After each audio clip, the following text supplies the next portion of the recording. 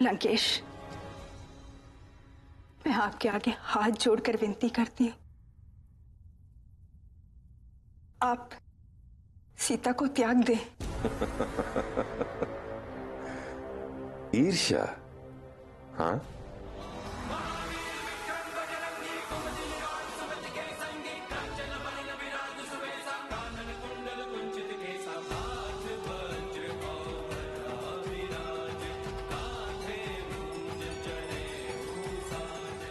तुम हनुमान हो?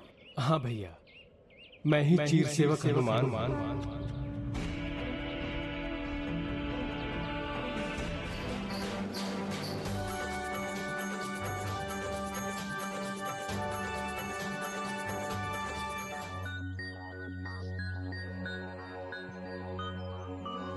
भैया,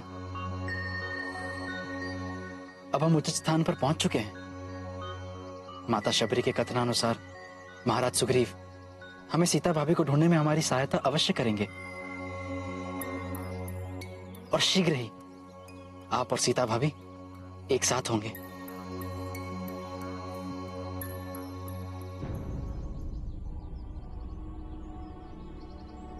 भाभी, भाभी, भाभी, भाभी, बस आपसे एक ही निवेदन है कि मैं जब तक राम भैया के साथ वापस ना लौटूं, आप इस लक्ष्मण रेखा के भीतर ही रहेंगी।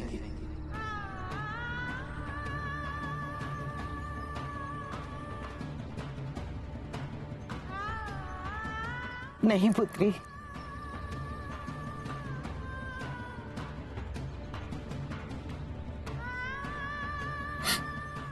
रोने से कोई भी कार्य सिद्ध नहीं होने वाला।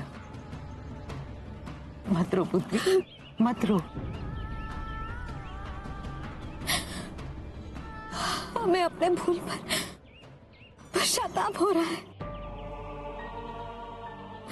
माता, हमारे देवर भैया लक्ष्मण को हमारे स्वामी पर पूर्ण विश्वास था, परंतु हमने अविश्वास दिखाया।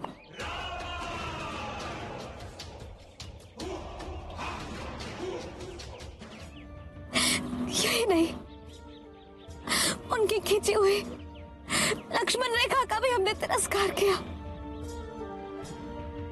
तभी तो आज हमारी ये दशा है। भूल तुम्हारी है, परंतु उससे बड़ी भूल उस रावण की है जिसने एक पराई स्त्री का अपहरण किया। यदि वो ये समझते हैं कि बलपूर्वक तुम्हें वो अपनी रानी बना लेंगे, तो ये उनकी सबसे बड़ी भूल है। लंकेश महाबली हैं, परंतु बल से किसी का राज्य जीता जा सकता है, हृदय नहीं।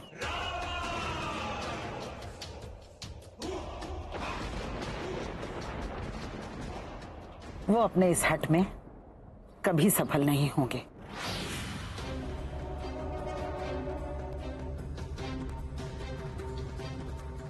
विश्वासघातिनी!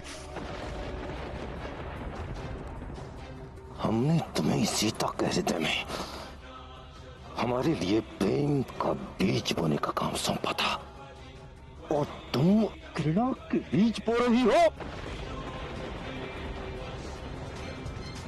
यदि तुम्हारे स्थान पर कोई और होता तो हम इसी समय उसका वध कर देते, मगर तुम स्त्री हो, इसीलिए तुम्हें जीवित छोड़ रहे हैं। अब तुम कभी सीता के पास नहीं आओगे। जाओ!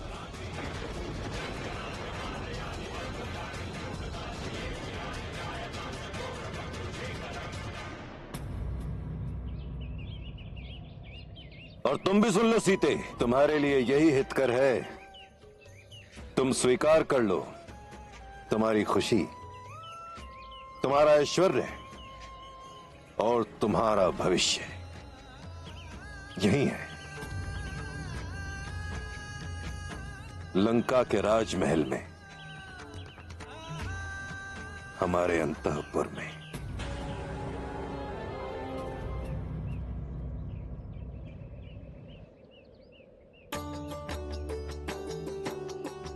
प्रभु, ये है महाराज सुग्रीव।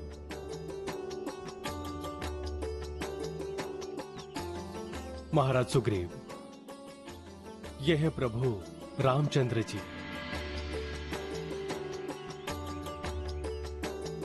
और ये है इनके अनुज लक्ष्मण जी।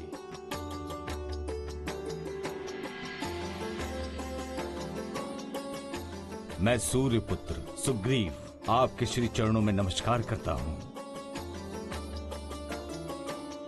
मैं दशरथ नंदन राम महाराज सुग्रीव को प्रणाम करता हूं। आपने सिंहासन विहीन को महाराज कहकर, यह आपके हृदय की विशालता का प्रतीक है। हृदय की विशालता नहीं, यह हमारे हृदय की अभिलाषा का सूचक है। हम आपको सदा महाराज स्वरूप ही देखेंगे। हम कृतार्थ हुए प्रभु। आप गुफा के अंदर चलिए और उसे पावन कीजिए। आइए प्रभु।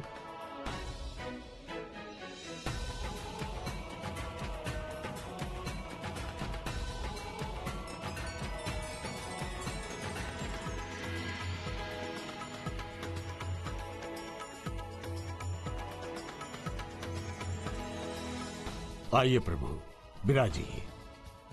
नहीं महाराज, ये स्थान तो आपका है। पर आप हमारे विशेष अतिथि हैं। परंतु राजा का स्थान तो राजा का ही होता है। आइए, पधारिए। धन्यवाद प्रभु। फिर भी पहले आप ही विराजिए।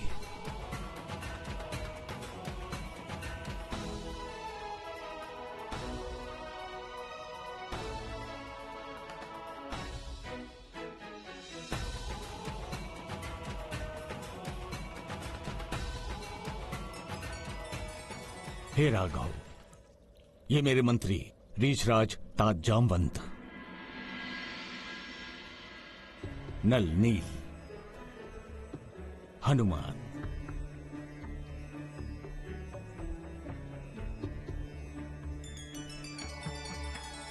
ये सभी बुद्धिमान और स्वामी भक्त हैं, परम हितैषी मित्र और मेरे मार्गदर्शक भी हैं प्रभु। महाराज सुग्रीव, आप बहुत भाग्यशाली हैं। जिनके ऐसे मंत्री हों, वो राजा यदि भाग्यवश कभी आपातकाल में फंस भी गए तो उनकी पुनः विजय होने की पूरी संभावना होती है। महाराज सुग्रीव, बहुत दिन हो गए आपको ढूंढते हुए, क्योंकि हमें यह बताया गया था कि एक आप ही हैं जो हमारी सहायता कर सकते हैं। आप हमें यह बताएं कि हम आपकी क्या सहायता कर सकते हैं। महाराज सुग्रीव, मैं अपनी पत्नी सीता को ढूंढ रहा हूं। रावण नाम के राक्षस ने छल कपट से उसका हरण कर लिया है और वो दक्षिण दिशा की ओर गया है। क्या आप रावण के बारे में कुछ जानते हैं कि वो कहां रहता है? क्षमा चाहता हूं प्रभु, मैंने ये नाम नहीं सुना और न ही मैं ये जानता हूं कि वो कहां रहता है। हे रघुवीर, आप चिंता न करें। आप शीघ्र ही अपनी भार्या सीता के साथ होंगे। महाराज सुग्रीव, सीता तो मेरे हृदय में बसी है। हम दो शरीर अवश्य हैं, परंतु हमारी आत्मा एक है। मैं उसकी हर प्रसन्नता को अनुभव कर सकता हूं। उसका प्रत्येक दुख, प्रत्येक सुख और उसकी प्रत्येक प्रक्रिया मुझे दिखाई देती है। इस समय भी मुझे दिखाई दे रहा है कि मेरी सीता अपने अश्रु भरी आंखों से मेरी प्रतीक्षा कर रही है। कभी कभी मैं अपने आप पर रोष प्रकट करता हूं कि मैं अपने साथ सीता को वन में क्यों लेकर आया। कैसे भूल गया कि सुख और ऐश्वर्य में जन्मी पली मेरी सीता क्या वन का जीवन अपना पाएगी? राजसी वस्त्रों के स्थान पर उसे वनवासी वस्त्र पहना दिए, परंतु उसने खुशी खुशी वो वनवासी वस्त्र धारण कर लिए, केवल मेरे लिए। हे प्रभु, मुझे याद आ रहा है। मुझे ऐसा लग रहा है कि मैंने आपकी भार्या सीता को किसी राक्षस के साथ देखा है। कहां? कहां महाराज? एक दिन हम एक पर्वत के शिखर पर बैठे थे और एक क्रूर राक्षस एक स्त्री को अपने विमान में बिठाकर दक्षिण दिशा की ओर जा रहा था और वो स्त्री जोर जोर से सहायता के लिए पुकार रही थी। और हमें बैठा देखकर उसने अचानक कुछ कपड़े की पोटली में बांधकर हमारी तरफ फेंका।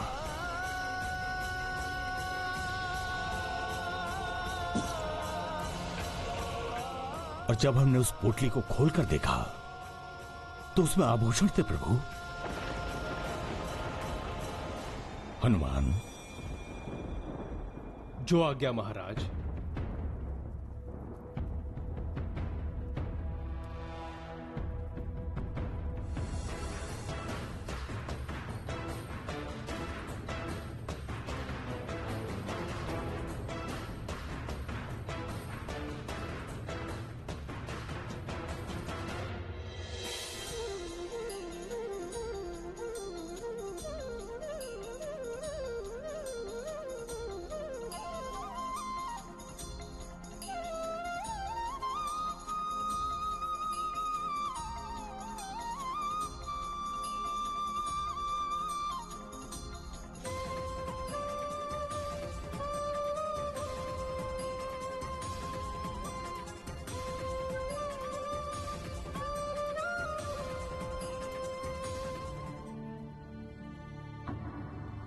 क्या ये वही आभूषण हैं? हाँ, ये सीता के ही आभूषण हैं। मेरी सीता ने धारण किए हुए वस्त्रों को फाड़कर उसकी पोटली बनाकर उसमें आभूषण डाले होंगे और उसे नीचे फेंक दिया होगा ताकि मैं उस मार्ग तक पहुंच सकूं। लक्ष्मण, उसके इस आंचल ने कई बार मेरे चरणों को स्पर्श किया है।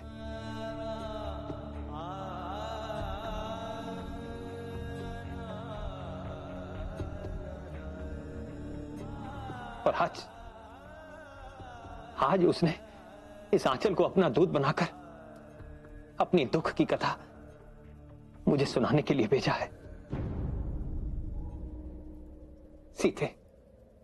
सीते, मुझे तुम्हारा संदेश मिल गया है।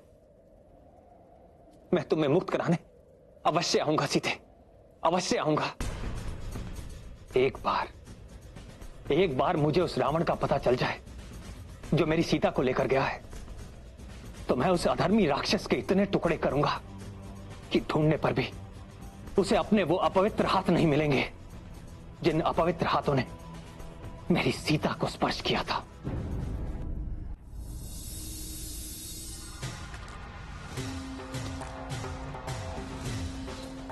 तूने अपने इन पापी हाथों से हमारा स्पर्श किया है।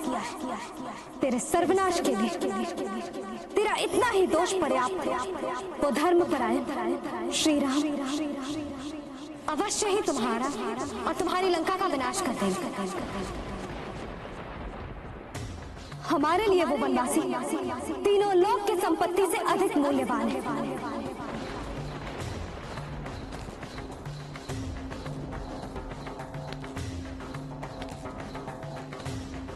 लंकेश की जय हो।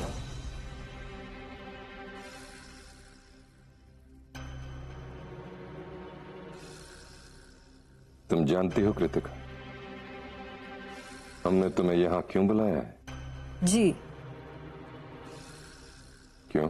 सीता का मन उधर से हटाकर इधर लगाने के लिए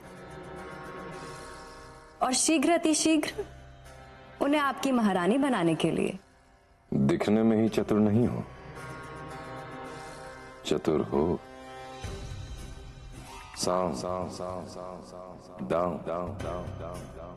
दंड भेद, कोई भी नीति अपनाओ, बस सीता हमारी रानी होनी चाहिए। यदि वो फिर भी नहीं मानी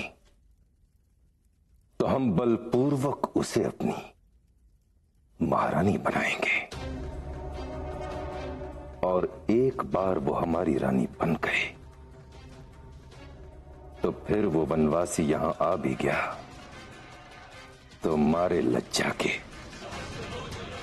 स्वयं अपने प्राण दे देगा।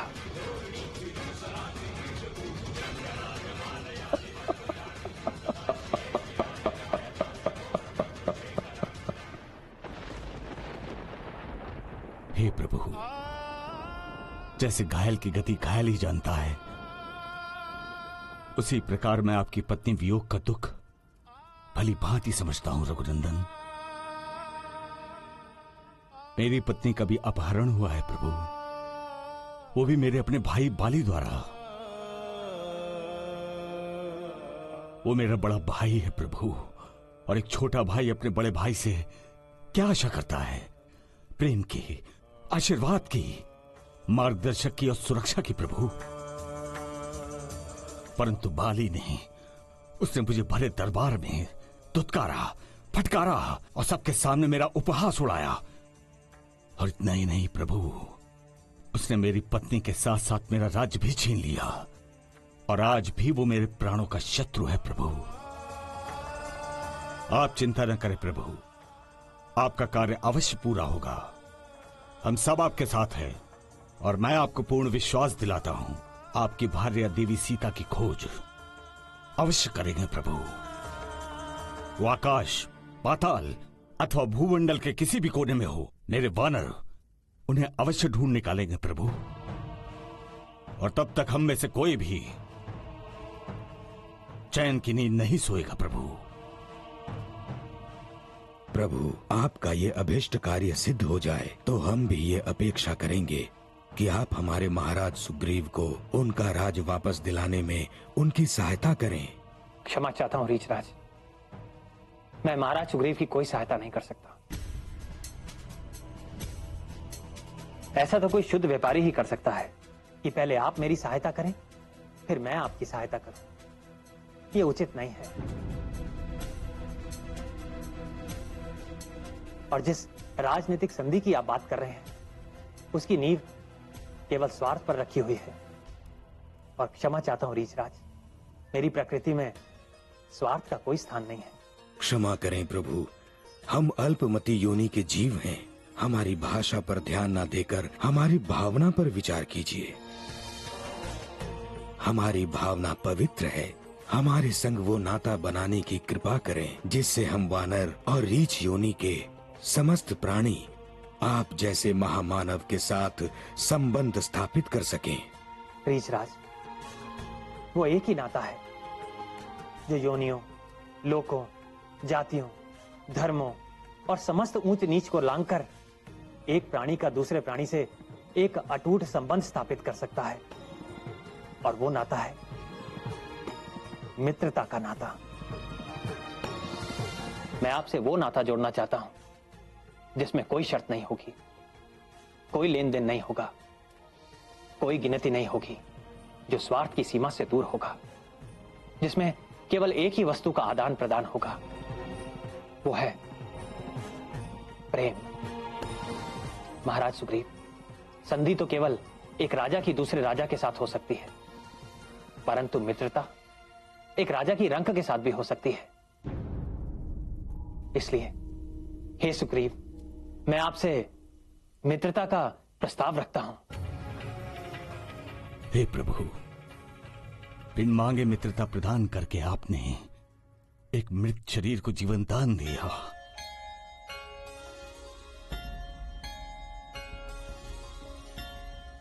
महाराज सुग्रीव, हम रघुवंशियों के लिए अपना धर्म, अपना गौरव प्राणों से भी प्रिय है, परंतु अपने मित्र का संताप हरने और उसे विजय दिलाने के लिए यदि आवश्यकता पड़ी तो मैं उनका भी बलिदान कर दूंगा।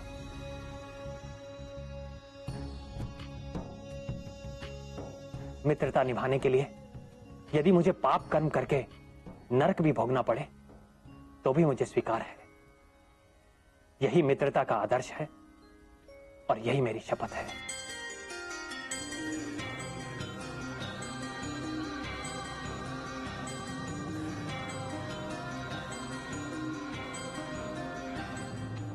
स्वामी, आप अग्निदेव की प्रदक्षिणा कीजिए, जिससे आपके मैत्री बंधन को देवों के आशीर्वाद मिले।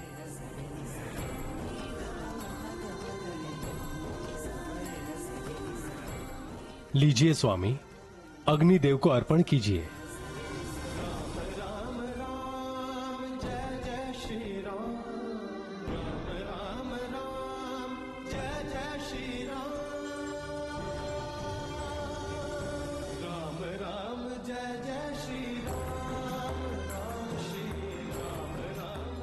आज से हमारा सुख दुख सब एक है।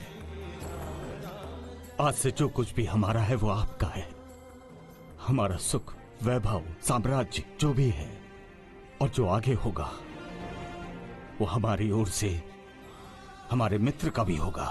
मित्र होने के नाते मेरा पहला कर्तव्य यह बनता है कि मैं आपके सुख बांटने से पहले आपके दुख बांटूं।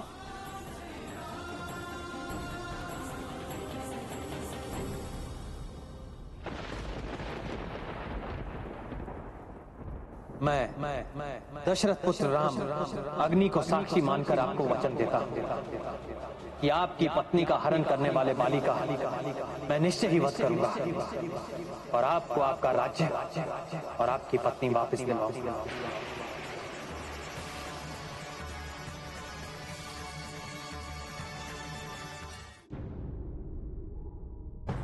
हाँ महाराज, हनुमान ने उन्हें महाराज सुग्रीव से मिलवाया और उन्होंने संधि कर ली महाराज सुग्रीव से। गुप्तचर,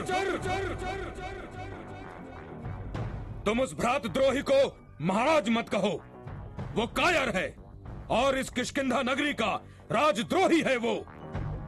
और यदि तुमने आज के बाद उसका नाम आदर से लिया तो मैं तुम्हारी जिह्वा काटकर तुम्हें ही खिला दूंगा। रोमा, सुना तुमने? सुग्रीव कायर है, कायर। तुम्हें प्राप्त करने के लिए मुझसे युद्ध करने के स्थान पर वहां ऋषिमुख पर्वत पर जाकर छुप गया और तुम्हारी भी कोई चिंता नहीं है उसे। गुप्तचर, वो चाहे किसी से भी मित्रता कर ले किंतु बाली को नहीं हरा पाएगा। तुम ऋषिमुख पर्वत पर दृष्टि जमाए रखो और प्रतिदिन हमें वहां का समाचार देते रहो, विशेषतः उन दोनों धनुषधारी ऋषियों का।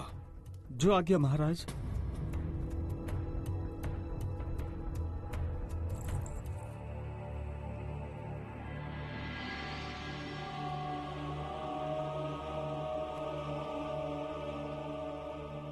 माता अनुसुईया ने हमें यह अमूल्य आभूषण दी।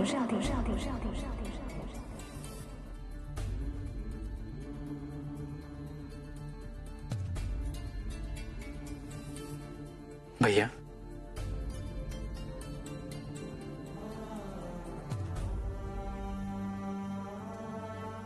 ये उतरिया सीता की लाज है और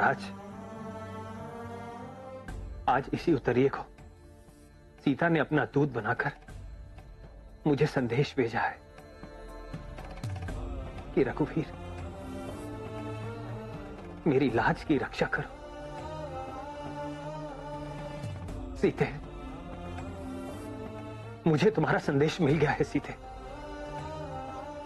तुम्हारा नाम तुम्हें उस पापी से मुक्ति अवश्य दिलाएगा, अवश्य दिलाएगा। सीते,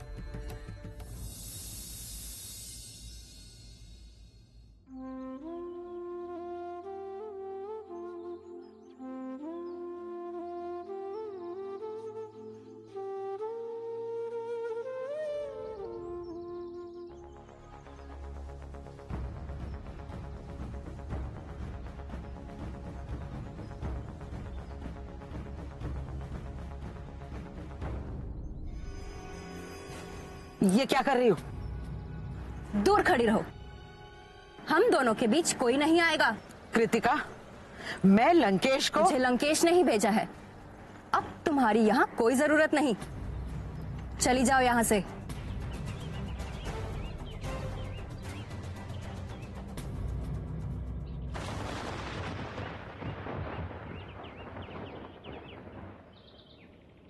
ये हमारी पहली भेंट है, अब तो भेंट होती रहेगी। मेरा नाम कृतिका है, मैं लंकेश की विश्वसनीय हूं।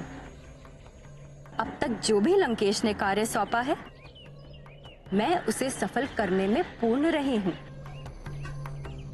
मुझे तुम्हें लंकेश की महारानी बनाने का कार्य सौंपा है और मैं चाहती हूं कि तुम इस कार्य को सफल करने में मेरी मदद करो। अन्यथा महारानी तो तुम्हें बनना ही पड़ेगा, चाहे मुझे कोई भी मार्ग अपनाना पड़े, सीधा अथवा टेढ़ा।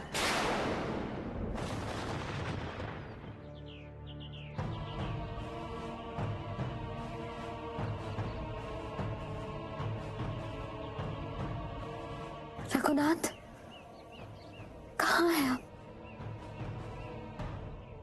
आप दोनों भाइयों में शत्रुता होने का क्या कारण था? कुछ नहीं प्रभु, मैं तो हमेशा से उनकी सेवा करता आया। पिताजी की मौत के पश्चात जब वे राजा बने और मुझे युवराज बनाया गया, तब से लेकर अब तक एक दास की भांति मैं उनकी सेवा करता आया। प्रभु प्रभु, हमारी किष्किंधा नगरी धरती के नीचे गुफा में बसी है और वहीं नगर में हमारा राजमहल भी है। हम वहां बड़ी सुख और शांति से रहते हैं, भैया बाली और भाभी तारा के साथ, और मैं अपनी पत्नी रोमा के साथ रहता था। प्रभु, उन्हीं दिनों बाली के एक मायावी नाम के राक्षस के साथ एक स्त्री को लेकर घोर शत्रुता हुई, और वो मायावी दानव का पुत्र और दुबनुबी का बड़ा भाई था। प्रभु, और एक दिन रात को वही मायावी राक्षस किष्किंधा के सिंह द्वार पर आया और भैरवनाद करता हुआ बाली को युद्ध के लिए ललकारने लगा। प्रभु, बाले बाले, अरे कब तक अपनी स्त्री की गोदी में मुंह छुपाकर बैठा रहेगा? बाहर निकल और लड़ मुझसे, अन्यथा चूड़ियां पहन ले, चूड़ियां।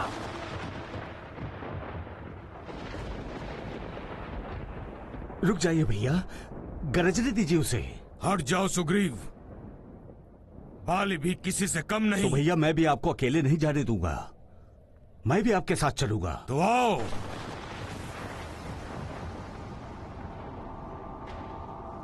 बाली,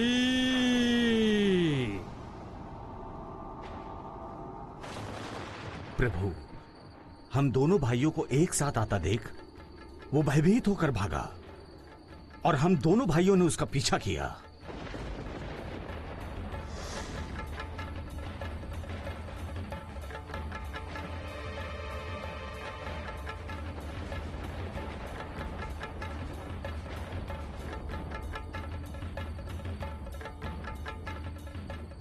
भैया, जो कायरों की भांति गुफा में छुप गया उसे जाने दो, हम चलते हैं। नहीं सुग्रीव, ये कैसी बात कर रहे हो? जब भी ये मदिरा पान करता है, किष्किंधा के द्वार पर आकर ऐसे ही मुझे ललकारता है। आज मैं इसे समाप्त कर दूंगा।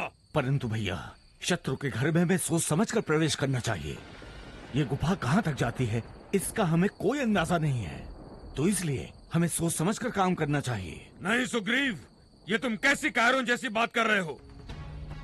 बाली किसी की ललकार सहन नहीं करता। आज या तो ये नहीं रहेगा या मैं नहीं रहूंगा।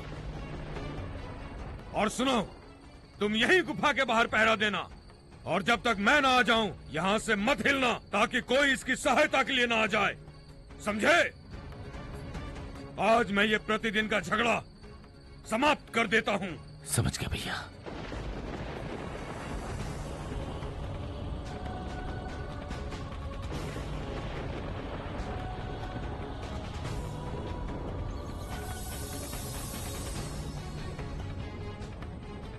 मैं बाली की आज्ञा के पालन के लिए उस कंदरा के मुख्य द्वार पर प्रतीक्षा करता रहा। दिन पर दिन बीत गए, मास पर मास बीत गए, मैं वहीं खड़ा प्रतीक्षा करता रहा। 1 वर्ष बीत गया। प्रभु,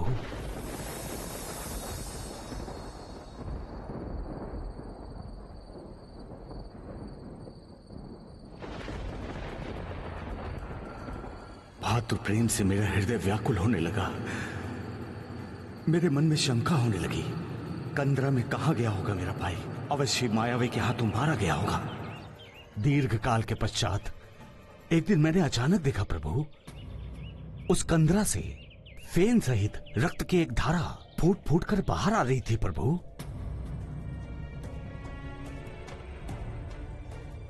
और साथ में गरजती हुई आवाज सुनाई दी। प्रभु,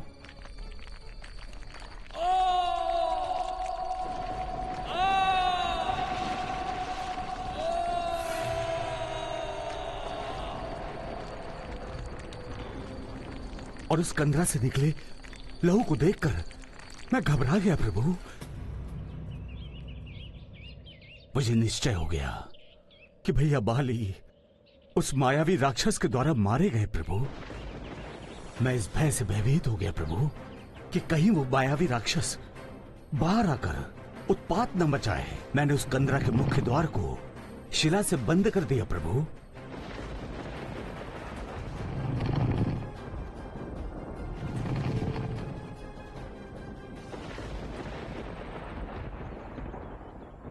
शोक से व्याकुल हो मैं किष्किंधा लौट आया प्रभु।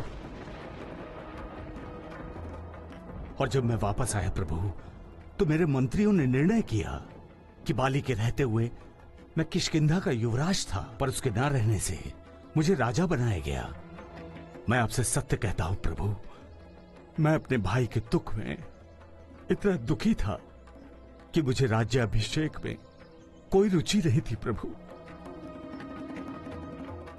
परंतु मंत्रियों ने यह सोचकर कि इससे तो पूरा वानर राज्य बिखर जाएगा, ये सोचकर उसी दिन मेरा राज्याभिषेक कर दिया प्रभु। महाराज सुग्रीव की जय! महाराज सुग्रीव की जय! प्रभु उधर बाली वास्तव में मारा नहीं। वो रक्त जो कंदरा से बाहर आ रहा था वो मायावी राक्षस का था जिसका बाली ने वध कर दिया था प्रभु। बाली गुफा के मुख्य द्वार पर आया और जब उसने देखा कि गुफा के द्वार पर कोई पत्थर रख गया है तो यह देखकर उसे बहुत क्रोध आया प्रभु। और उसने सोचा कि मैंने उसके साथ बहुत बड़ा विश्वासघात किया है और किसी प्रकार वो उस पत्थर को तोड़कर बाहर निकला और सीधा किष्किंधा आ गया प्रभु। सुग्रीव!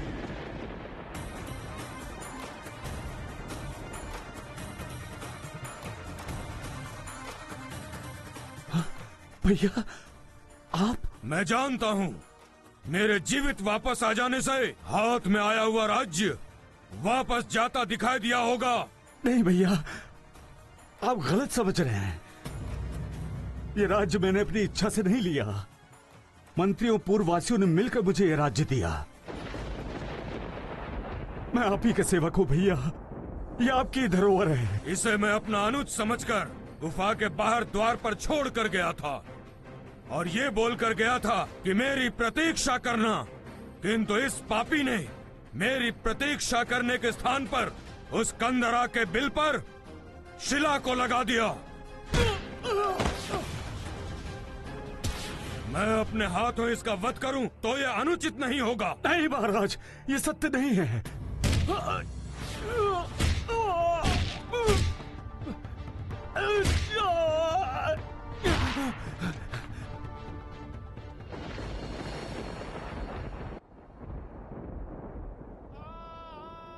रघुनाथ, आपने मुझे अपना मित्र मानकर मुझ पर उपकार किया है। महाराज सुग्रीव, उपकार ही मित्रता का फल है और उपकार ही शत्रुता का लक्षण है। जब अपना ही भाई शत्रु बन जाता है तो बहुत आश्चर्य होता है। जब भाई भाई में अहंकार की दीवार खड़ी हो जाती है तो वो नाता नाता नहीं रहता।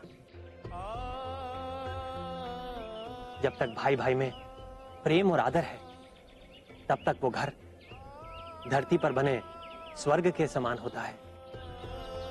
प्रभु, महाराज सुग्रीव ऐसे स्वर्ग से वंचित रहे हैं।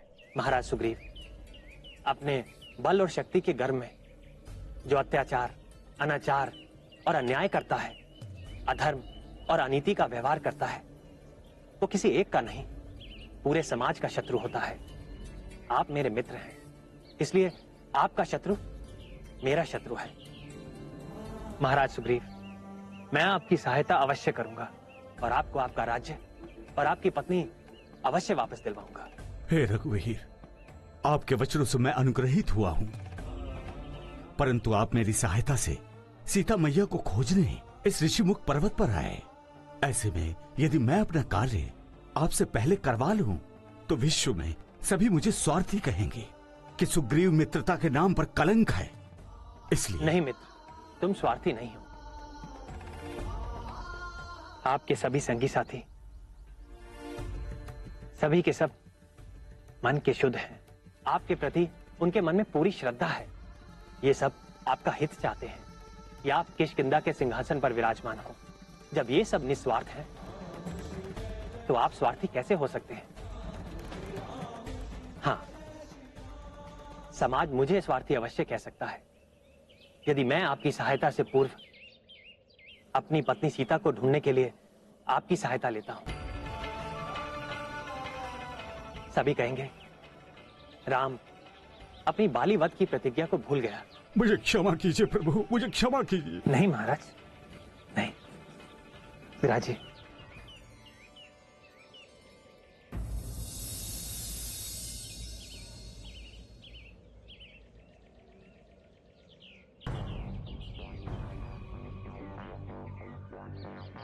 लंका की होने वाली महारानी को कृतिका का प्रणाम।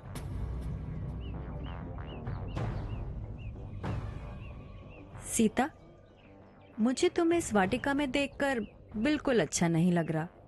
तुम सुंदर हो, सुकुमारी हो। तुम्हारा जीवन क्या इस वृक्ष के नीचे बीत जाएगा? सीता, अपना भला प्रत्येक इंसान भली भांति जानता है और सोचना भी चाहिए, नहीं? और जिस स्थिति में तुम हो, तुम अपना भला बुरा भली भांति जानती हो, तो अपने भविष्य का निर्णय क्यों नहीं ले लेती तुम? अब तक तो तुम ये समझ ही गई होगी कि तुम्हारा लंका से बाहर निकलना या राम का यहाँ आना दोनों असंभव है, और असंभव को संभव करना तुम्हारे हाथ में नहीं। दिन बीतते जाएंगे और आज नहीं तो कल आशा निराशा में बदल जाएगी, और विवश होकर जो तुम्हें तब करना पड़ेगा वो तुम अब क्यों नहीं कर लेती?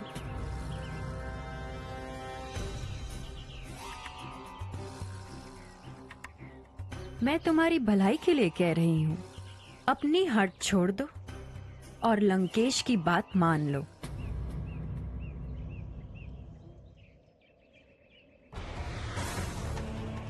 हमें हमारे चरणों पर उस दुष्ट रावण का शीश चाहिए।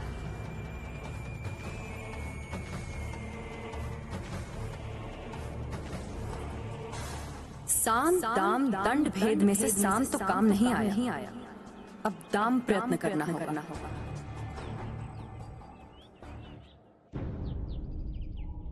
बार बार मेरे मन में एक प्रश्न उठ रहा है महाराज, क्या आपने अपनी इस समस्या को सुलझाने की कभी कोशिश नहीं की?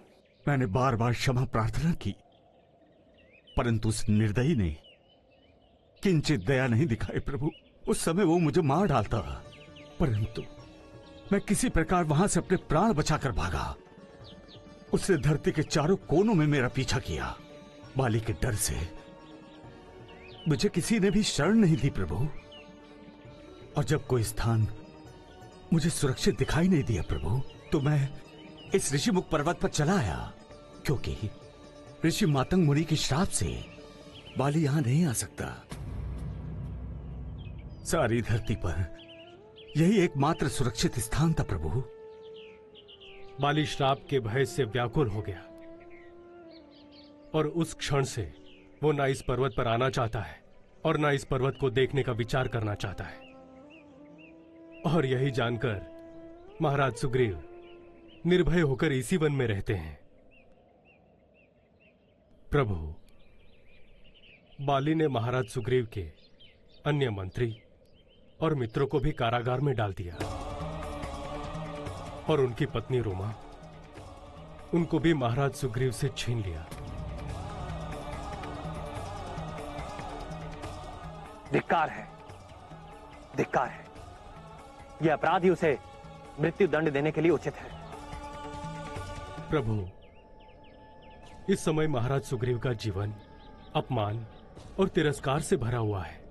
महाराज सुग्रीव आपकी शरण में आए हैं, अपने चरणों में शरण दीजिए प्रभु। हे महावीर, हम रघुवंशियों की रीति है हमारी शरण में जो भी आता है हम उसके गुण और दोषों को नहीं देखते। शरणागत की रक्षा करना हमारा परम धर्म है। मेरे पूर्वज महाराज शिबी ने एक शरणागत पक्षी के लिए अपने पूरे शरीर की बलि दे दी थी। उन्हीं का ये वंशज राम आप सबके सामने ये प्रतिज्ञा करता है महाराज सुग्रीव को उनका राज्य और उनकी पत्नी दोनों प्राप्त हो जाएंगे और इनका अहंकारी भाई बाली अपने अंत को प्राप्त हो चुका। महाराज सुग्रीव, क्या आप मेरे राम भैया की प्रतिज्ञा से प्रसन्न नहीं हुए? प्रभु, आप अपनी प्रतिज्ञा वापस ले लीजिए।